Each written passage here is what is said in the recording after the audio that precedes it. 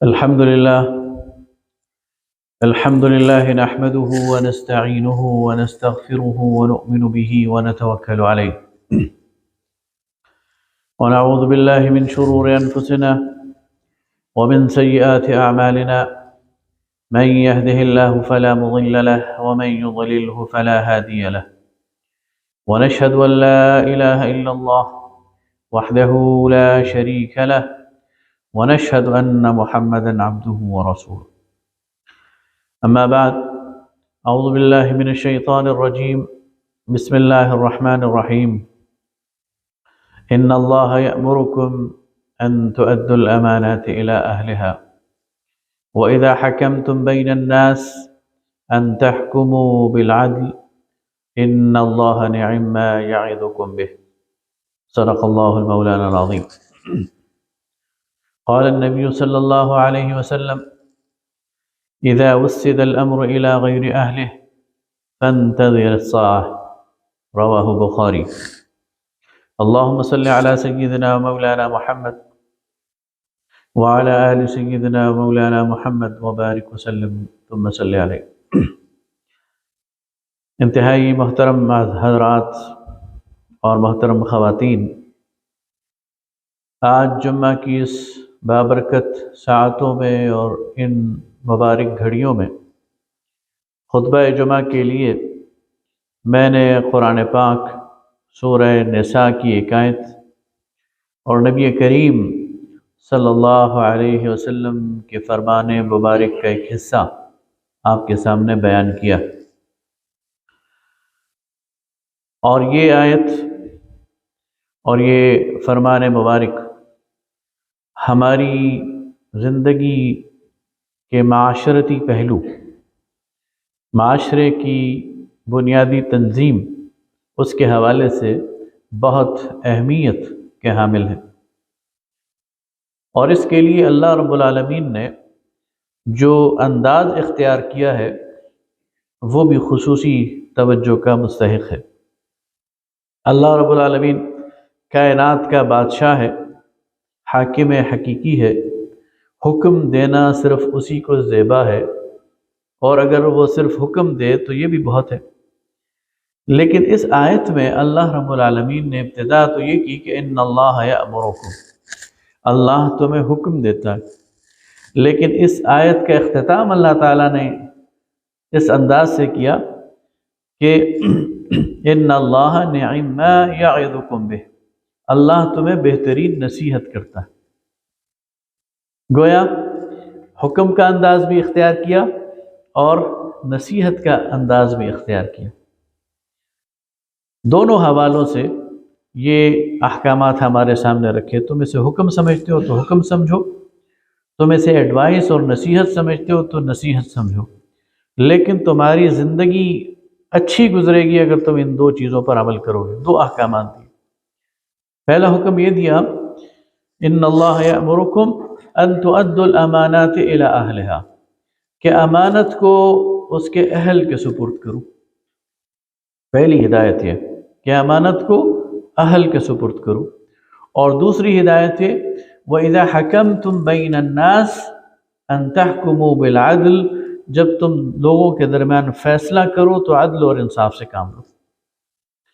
یہ دو ہدایات ایسی ہدایات ہیں کہ جن پر جس معاشرے میں عمل ہوتا ہے اس معاشرے میں ترقی ہوتی ہے، اس معاشرے میں عروج کی منزلیں طے ہوتی، اور جن معاشروں میں ان سے غفلت برتی جاتی ہے وہاں پر زوال آتا ہے، وہاں پر فساد ہوتا ہے، وہاں پر حق تلفی ہوتی ہے، وہاں پر بگاڑ آتا ہے۔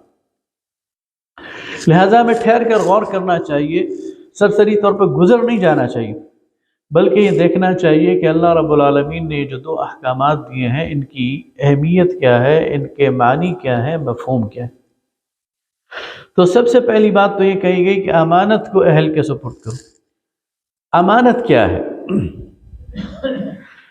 دیکھیے، ہم اس دنیا کے اندر ایک مخلوق کی حیثیت سے موجود ہیں، اور ہمارا خالق اللہ رب العالمین ہے۔ یہاں ہمارے پاس جو کچھ بھی ہے ہمارا اپنا نہیں ہے، بلکہ اللہ رب العالمین نے ہمیں دیا۔ سب سے بڑھ کر تو یہ زندگی، ہم اپنی مرضی سے پیدا نہیں ہوئے، ہمیں اللہ رب العالمین نے زندگی بخشی ہے، لہذا یہ زندگی اس کی امانت ہے۔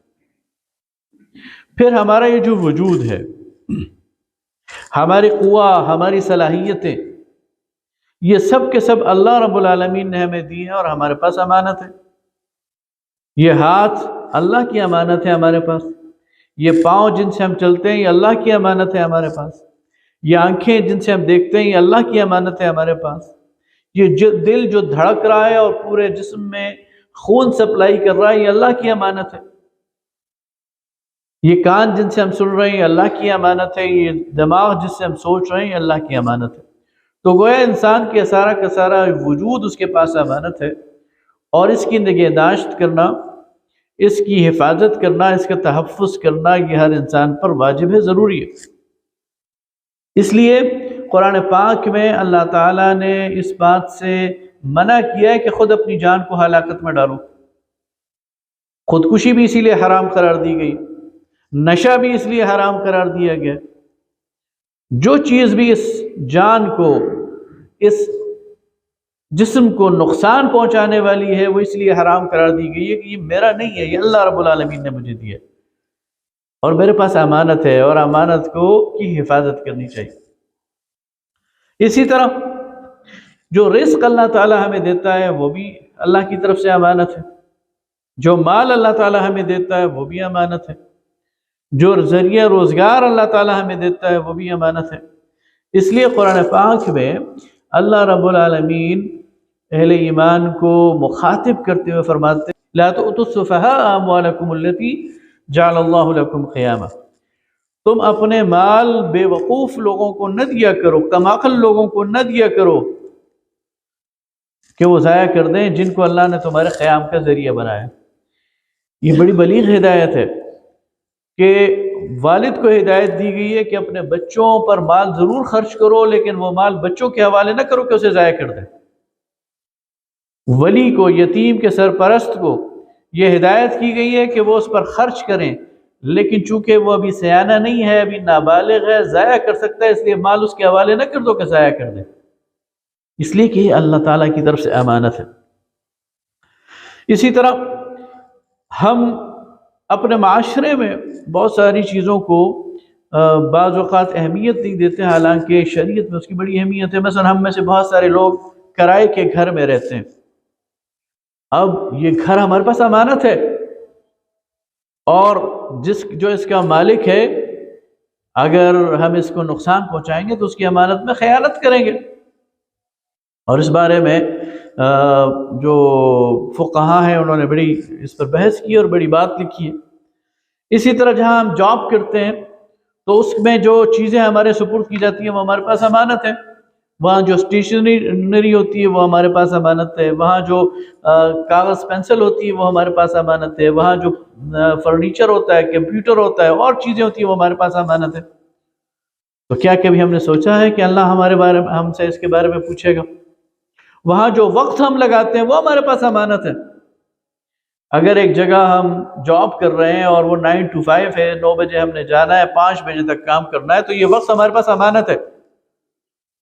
اس وقت کو اگر ہم اس جاب کے مطابق استعمال کریں گے تو ٹھیک کریں گے، اور ضائع کریں گے تو امانت میں خیانت کر رہے ہیں۔ تو امانت کا ایک وسیع تصور ہے جو کہ شریعت نے ہمیں دیا ہے۔ اسی طرح ہم کسی سے مشورہ کرتے ہیں تو یہ مشورہ بھی امانت ہے۔ کوئی ہمیں کوئی راز کی بات بتاتا ہے تو یہ راز بھی ایک امانت ہے۔ بلکہ دلچسپ بات یہ ہے کہ روایات میں آتا ہے کہ اگر کوئی شخص آپ کو کوئی بات کہے اور بات کہنے سے پہلے دائیں اور بائیں دیکھ لے کہ کوئی سن تو نہیں رہا، صرف یہ کہہ رہا ہے، صرف یہ کر رہا ہے، یعنی آپ کو اس نے کہا نہیں، لیکن بات بتانے سے پہلے اس نے دائیں دیکھا، بائیں دیکھا، پھر آپ کو بات بتائی، تو یہ بات امانت ہے۔ اس نے آپ کو یہ نہیں کہا کہ یہ بات میری امانت ہے، لیکن اس کے انداز سے پتہ چل رہا تھا کہ وہ کسی اور کو نہیں سنانا چاہ رہا، صرف آپ کو سنانا چاہ رہا ہے، آپ کو بتانا چاہ رہا ہے۔ تو روایات میں آتا ہے کہ اس کی یہ بات امانت ہے، اور آپ کسی اور کو بتائیں گے تو خیانت کے مرتکب ہوں گے۔ اس سے آپ اندازہ لگائیں کہ امانت کا کتنا جامع تصور یہ اللہ رب العالمین نے دیا ہے۔ لیکن یہ تو انفرادی امانت ہے۔ کچھ اجتماعی امانتیں جو امت کی امانتیں، یہ جو منصب ہے، یہ جو امامت ہے، یہ جو قیادت ہے، یہ بھی امانت ہے، اور یہ چھوٹا ہو یا بڑا ہو، کوئی محلے کا کونسلر ہو، کوئی پارلیمان کا ممبر ہو، کوئی جج ہو، کوئی قاضی ہو، کوئی قاضی القضاء ہو، کوئی بیوروکریٹ ہو، کوئی صدر ہو، کوئی وزیر اعظم ہو، ہر منصب یہ امت کی امانت ہے، اور اس منصب پر بیٹھ کر اس کا حق ادا کرنا یہ اس بندے کے لیے ضروری ہے۔ اس لیے نبی کریم صلی اللہ علیہ وسلم نے فرمایا کہ اذا وسد الامر الى غیر اہلہ فانتظر الساعہ، جب اس امانت کو کسی نااہل کے سپرد کر دیا جائے تو پھر قیامت کا انتظار کرو۔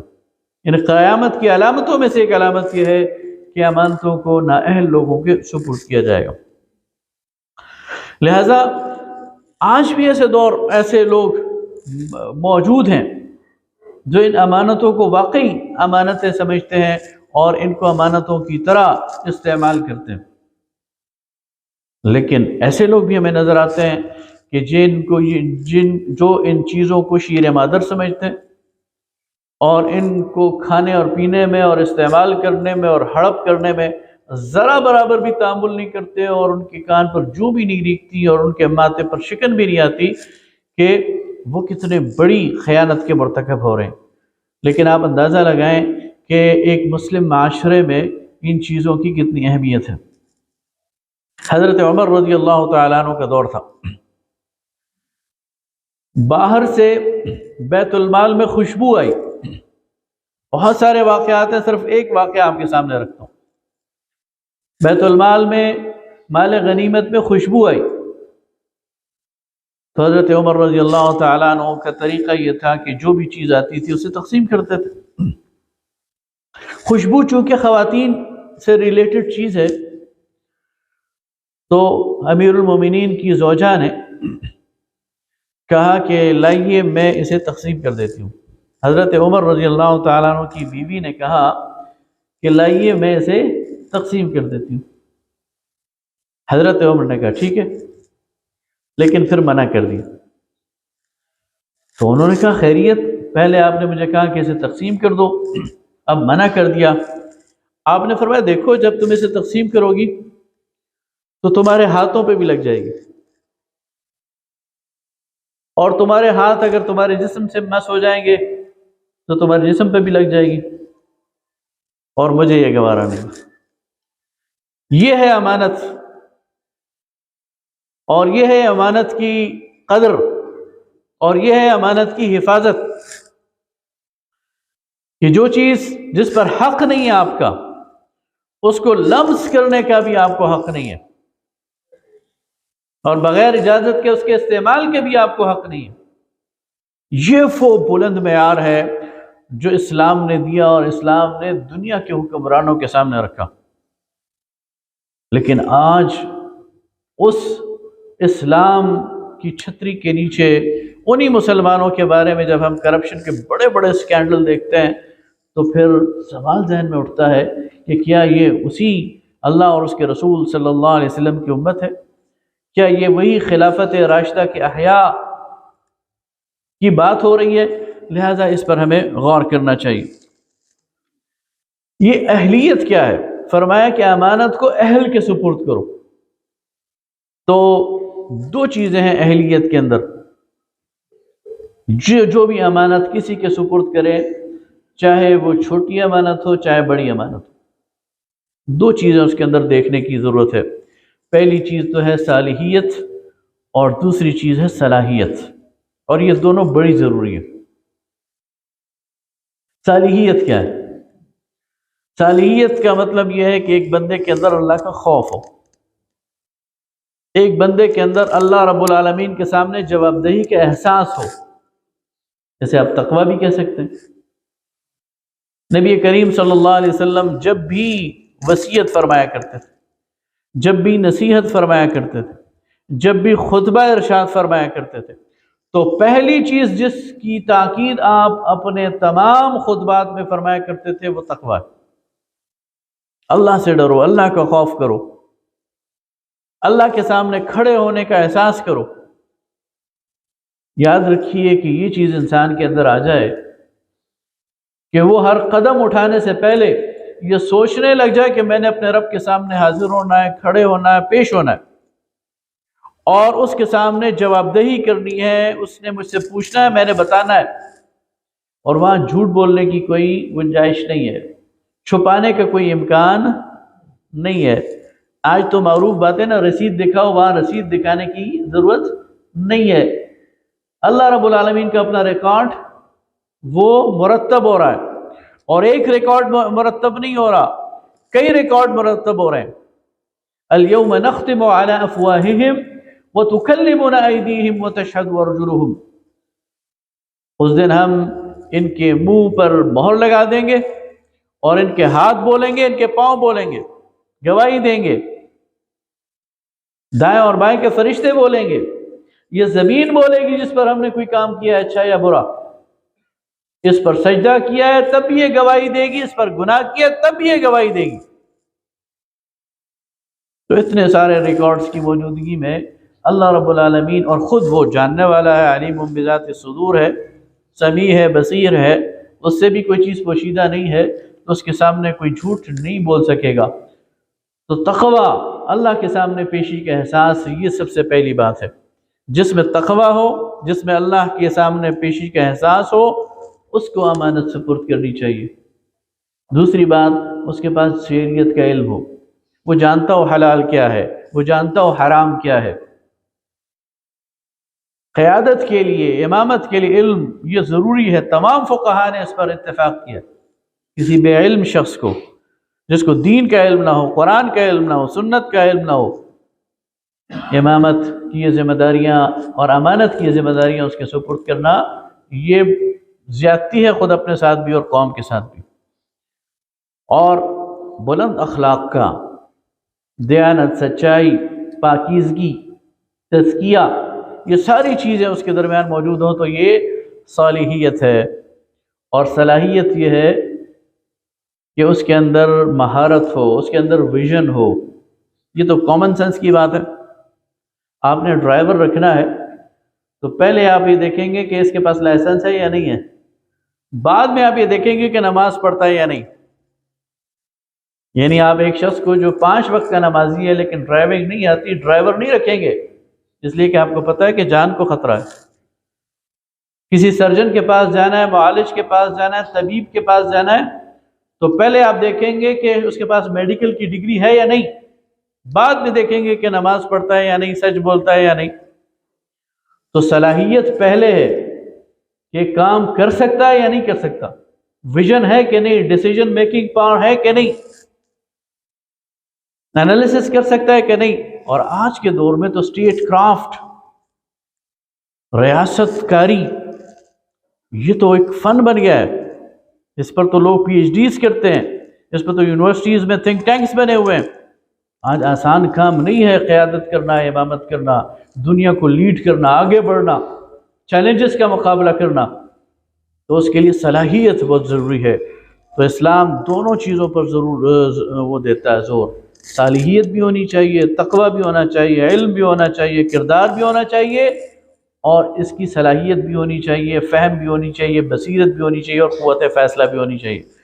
تو فرمایا کہ جب یہ دونوں چیزیں موجود ہوں تو پھر یہ امانت ان کے سپرد کرو، اور ہر لیول، چاہے وہ محلے کی سطح کا ہے، چاہے وہ بستی کی سطح کا ہے، چاہے وہ صوبے کی سطح کا ہے، اور چاہے اوپر یا پوری دنیا، قیادت اور امامت کے لیے اور ہر قسم کی امانت کے لیے ان چیزوں کا خیال رکھو۔ اقول قولی ھذا واستغفر اللہ لی ولکم ولسائر المسلمین۔